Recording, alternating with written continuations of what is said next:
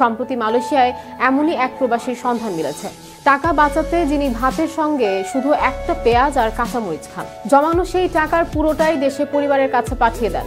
ওই প্রবাসীর একটি অনানুষ্ঠানিক সাক্ষাৎকারের ভিডিও সামাজিক যোগাযোগ মাধ্যমে ছড়িয়ে পড়েছে। 30 নভেম্বর স্থানীয় একটি সংবাদ মাধ্যমে 1 মিনিট 6 সেকেন্ডের ওই ভিডিওটি প্রকাশ করা হয়।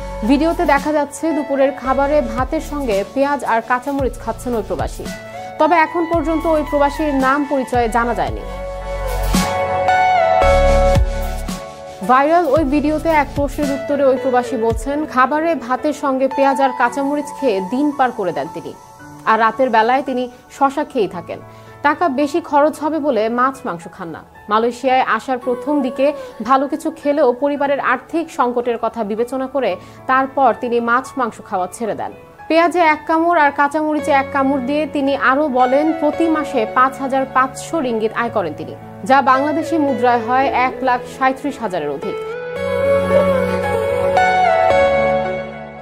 আয় থেকে মাত্র 300 রিঙ্গিত নিজের খরচের জন্য রেখে দেন, বাকিটা পরিবারের কাছে পাঠিয়ে দেন। অর্থাৎ প্রতি মাসে বাংলাদেশি মুদ্রায় প্রায় 1,30,000 টাকা রেমিটেন্স পাঠান তিনি। খেতে খেতে ওই প্রবাসী আরও বলেন, পরিবার পরিজন ছেড়ে এভাবে গত 19 বছর ধরে মালয়েশিয়ায় শ্রমিক হিসেবে কাজ করছেন তিনি, আর এই সময়ে প্রায় 3 কোটি টাকা দেশে পাঠিয়েছেন।